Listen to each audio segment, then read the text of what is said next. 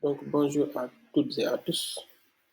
Nous allons poursuivre notre série sur les variables aléatoires. Donc, je pense que ça, c'est le dernier épisode. Donc, une fois que cette série sera bouclée, donc la prochaine série sera sur les variables aléatoires continues. D'abord, je vais parler de. Oui, peut-être, mais on verra. Ou bien les lois de probabilité d'abord, sur les lois des variables discrètes. Après, une fois qu'on aura terminé, on pourra attaquer les variables aléatoires continues et lois sur les variables aléatoires continues. D'accord? Ok. Donc, sans plus tarder, nous allons attaquer les derniers cas pratiques.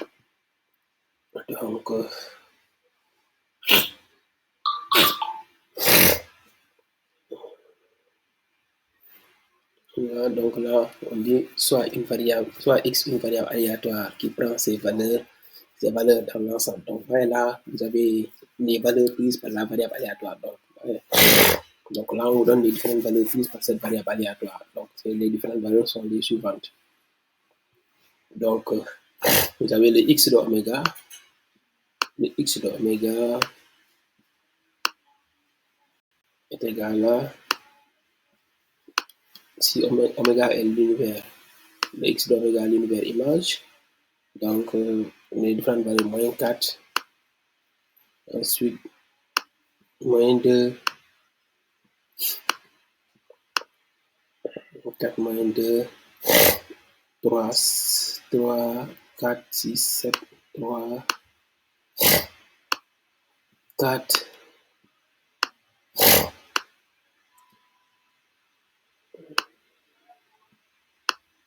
verset 4, 6,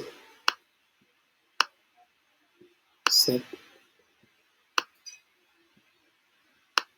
et la 10.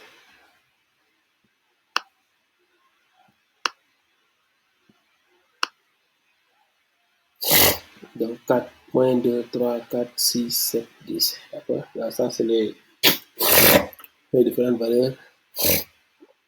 Les différentes valeurs prises par la variable aléatoire. D'accord? Et dont la loi de probabilité est donnée. Donc, là, on donne la loi de probabilité. D'accord? Calculer K. Calculer K. Donc là, au niveau de la loi de probabilité, il y a une valeur qui manque. Il y a une probabilité. La probabilité pour que le grand X soit égal à 10. Nous ne connaissons pas cette probabilité. Mais toutes les autres probabilités sont connues. Maintenant, nous allons utiliser cette propriété-là qui me dit que avec la loi de probabilité, la somme des probabilités est égale à 1. Donc, je veux dire somme des PI,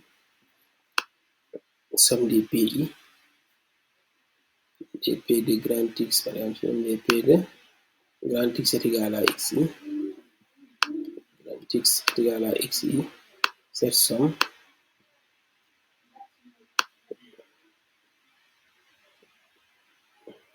XI est égale à 1. Le I avant de combien? I avant de 1. Donc les colonnes, nous avons combien de colonnes? 1, 2, 3, 4, 5, 6, 7. De 1 à 7. 7 colonnes. De 1 à 7. D'accord? Donc, ce qui équivaut à dire que, ce qui revient à dire que la 0,2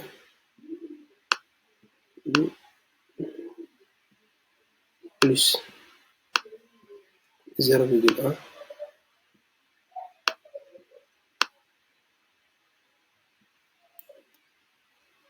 plus 0,1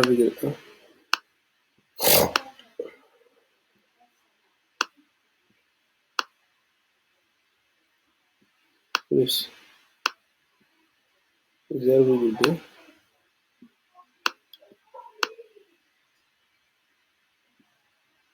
plus 0,05 0,05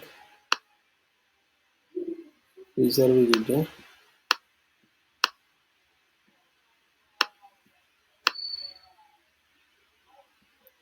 plus K est égal à 1. Ouais, est égal à 1. là bu déborder, d'accord. Donc 0,2 plus 0,1 c'est 0,3, 0,4 là c'est 0,6, 0,6 ça c'est là c'est 0,8, 0,8, 0,85. Donc nous avons 0,85, 0,85 plus K, 0,85 plus K est égal à 1. Ce qui équivaut à dire K est égal à 1 moins 0,85.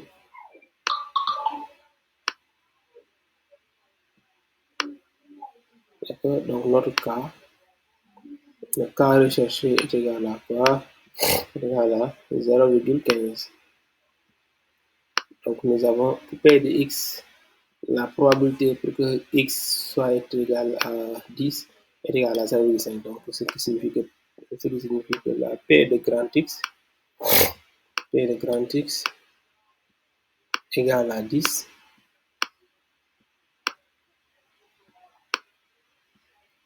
est égal à 0,15.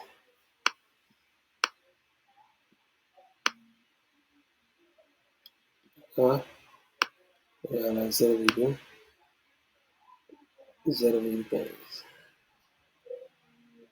Donc P de grand X égale à 10 est égal à 0,15. Donc là, la réponse est égale à 15%. D'accord. Donc là, nous avons seulement utilisé cette propriété. Ça, là, la somme des probabilités est égale à combien? Est égale à 1. Donc, comme la somme des probabilités est égale à 1, donc en remplaçant toutes les autres probabilités par leur valeur, là, on pourra déduire le cas. Le cas est égal à 0,15. D'accord. Maintenant, une fois que le cas est connu, là, représenté graphiquement, oui, on reviendra sur les représentations. Calculer la probabilité de chacun des événements suivants. X supérieur à 1, et ainsi de suite. Donc, nous allons demander P de X supérieur à 3. Nous voulons P de X supérieur à 3. P de grand X supérieur à 3. Pour calculer P de grand X supérieur à 3, donc nous allons chercher tous les événements qui entrent dans ce jeu-là. D'accord? Là, X est égal à 3, donc l'événement X est égal à 3 n'est pas réalisé. D'accord? Donc là, nous aurons P de X est égal à, donc on va regarder la loi 3 pour 3. Donc on aura 4, 6, 7 et 10. 4, 6, 7 et 10. 4, 6, 7 et 10. P de X est égal à 4. D'accord? Plus P de X est égal à 6. 6. Plus P de X est égal à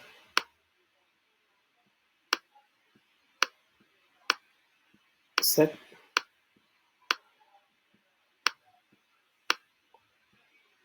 Plus P de X est égal à 10.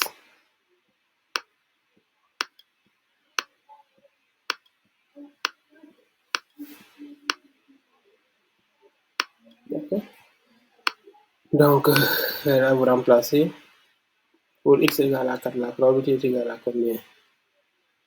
X égale à 4, 0,2, 0,2, pour 6, c'est 0,05, 0,2, 0,2, plus 0,05, plus 0,05,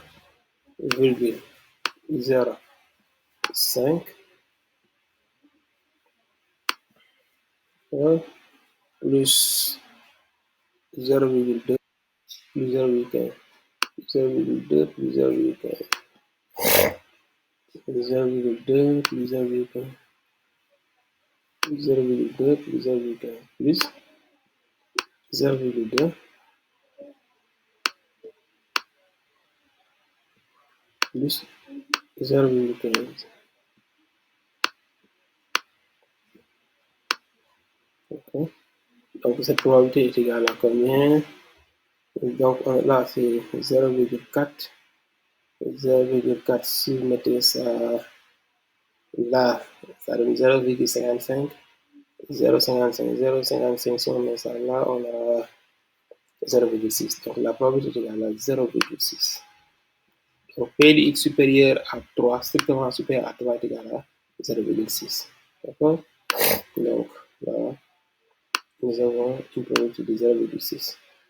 Ok, donc la deuxième probabilité, c'est quoi? X supérieur égal à 3. Donc pour x supérieur égal à 3, x supérieur égal à 3, P de x supérieur égal à 3, x supérieur égal à 3. Vous allez seulement ajouter un événement qui va se réaliser, c'est l'événement grand X égale à 3. Et là, je vais vous laisser faire ce travail-là. Donc là, vous allez, comme le x supérieur égal à 3, vous allez mettre P de x est égal à 3. 1 égale à 3. Plus, parce qu'on doit mettre P de x égale à 3, plus P de x égale à 4, P de x égale à 6, P de x égale à, je vais dire plus P de x strictement supérieur à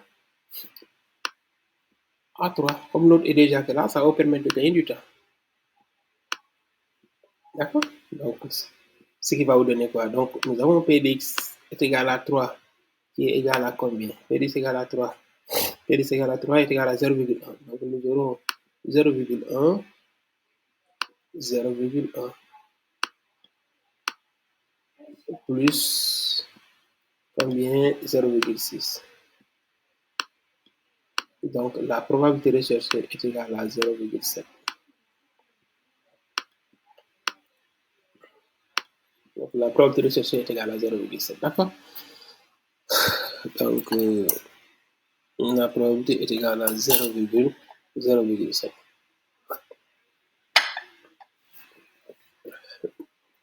D'accord? Donc, P de x supérieur égal à 3 là, sur 3. Égal à 0,7. Ouais, là, ça vous permet de gagner du temps. Hein? Nous voulons supérieur strictement à 9. P de x supérieur strictement à 9.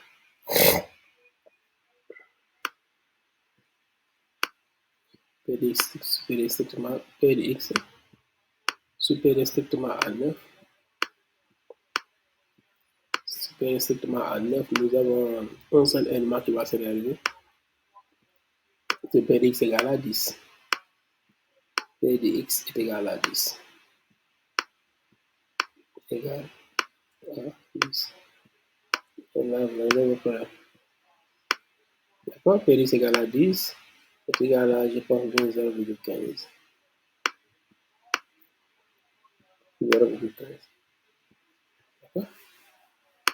0,7 là. Là, vous avez 0,15. C'est bon? On va revoir encore l'énoncé. Maintenant, pour les autres, je vais vous laisser faire ça.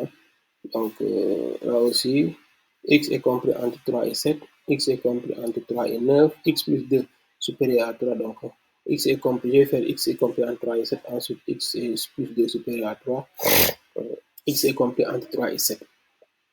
3 et 7, les deux fermés. Donc, x est compris, là, nous voulons P de x, compris 3 inférieur ou égal à x, inférieur ou égal à 7. Donc là, les éléments qui vont se réaliser, déjà, l'élément x est égal à 3 va se réaliser. Il y aura aussi l'élément x est égal à 7 qui va se réaliser et on prendra entre les deux, entre 3 et 7. Donc, le 4 va se réaliser, le 6 va se réaliser. D'accord? Donc là, on aura 3, 4, 6, 7. Donc, on aura P de x est égal à 3. P de x est égal à 3. D'accord? Plus P de x est égal à 4. P de x est égal à 4.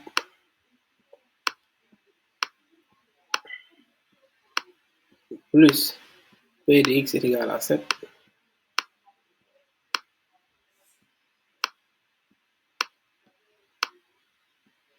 Égal à 7. plus P de x égale à 10.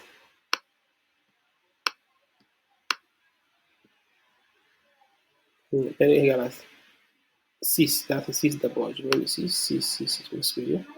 6. P de x est égal à 6. Et là, P de x est égal à 7.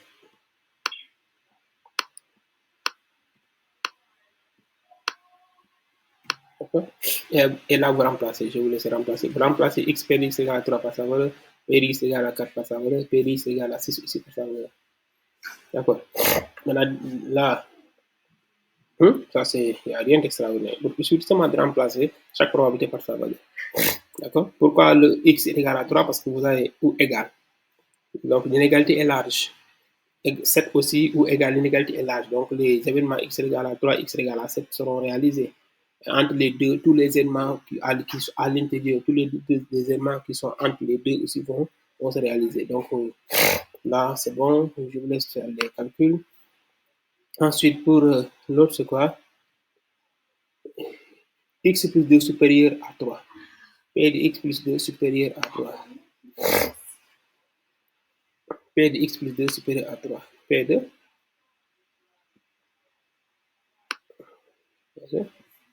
x plus 2 supérieur à 3.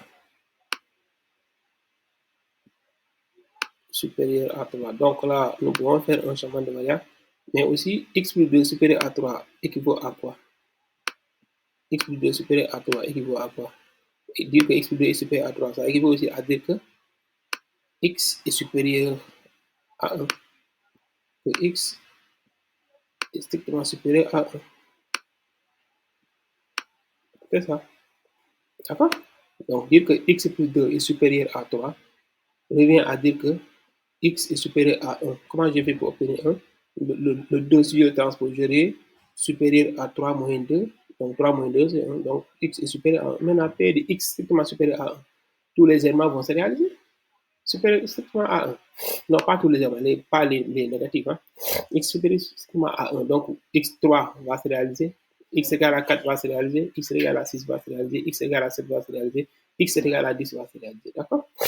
C'est à partir de 3. Donc nous aurons, ça c'est égal à P de x est égal à 3. Maintenant, là, le 3, si je mets là, c'est P de x égale à 3, si vous gagnez du temps, hein, j'espère que vous allez comprendre. Là, si vous gagnez du temps, le P3, c'est pour dire P de x est égal à 3 plus, je mets là P4. C'est tout simplement une notation hein, pour dire x est égal à 4. En principe, c'est pour gagner du temps. Hein, que l'enregistrement ne tire pas 3 en longueur, donc x est égal à 4 plus, on va voir. Donc, nous avons 3, nous avons 4. 3, 4, 6, 7, 10. 3, 4, 6, 7, 10. 3, 4, 6, 7, 10. 6.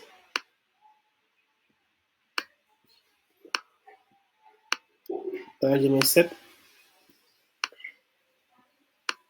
Et là, je mets 10. Je le répète encore, les P de 3, tout simplement, c'est pour gagner du temps. La notation n'est pas valable. Hein? D'accord, la notation n'est pas valable. La notation n'est pas valable. Là, je l'utilise tout simplement pour gagner du temps. Donc là, je vais préciser que le P de I, avec P de I, est égal à P de grand X est égal à X, P de grand X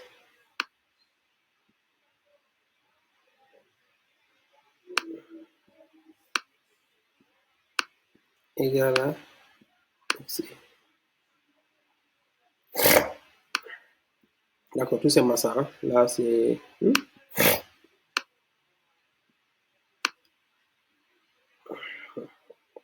Ça permet de gagner du temps. Donc, nous avons P de 3, P de 4, P de 6, P de 7, P de 10. Et là, vous remplacez P de x égale à 3 par sa valeur, P de x égale à 4 par sa valeur, P de x égale à 6 par sa valeur, P de x égale à 7 par sa valeur, etc. D'accord? Maintenant, je vous laisse essayer ce cas-là. Et après, envoyez-moi les résultats par commentaire. Après, je reviendrai, je ferai un ajustement uniquement pour corriger le x au cas supérieur à 4. Et ensuite, et là aussi 3 inférieur à x, ainsi de suite. D'accord? Donc, c'est bon. Donc, ça, c'est le dernier épisode de la série. Je rappelle que nous traitons la série sur les variables aléatoires mais discrètes. Les variables aléatoires discrètes. Les variables aléatoires discrètes. Je vais après parler des lois de probabilité des variables discrètes. Alors, une fois que tout sera bouclé, là, nous pourrons attaquer les variables aléatoires continues, les lois sur les variables continues. Après les lois sur les variables continues, nous allons attaquer la partie estimation intervalle de confiance. Après estimation intervalle de confiance, nous verrons les tests d'hypothèse. D'accord, c'est ça le but maintenant. Une fois que tout sera bouclé, je reviendrai sur la partie statistique. D'accord. Donc, tout le monde sera servi. Donc, ne vous en faites pas. Donc, si vous avez des suggestions, des propositions, d'accord, si vous voulez aussi des supports de cours, laissez-moi un message. Donc, et votre adresse mail, je vous ferai le plaisir de partager tout ça avec vous. D'accord. Donc, là, euh, nous allons nous arrêter là. Donc, essayez ce cas-là, x au carré supérieur à 4. On a dit que c'est comme ce que je viens de faire là avec x plus 2 supérieur à 3. D'accord. Donc, essayez de trouver les intervalles. X au carré moins 4 équivaut à quoi? Trouver les intervalles et proposez-moi. Je reviendrai sur sur la correction de tout ça. Donc, merci beaucoup à vous tous. Donc, à très bientôt pour la série sur les lois de probabilité des variables discrètes. Donc, je demande un peu puissant à la veille sur vous tous. Allez, et votre famille, et vos différentes familles. D'accord? Merci beaucoup et à très bientôt. Merci. Ciao, ciao.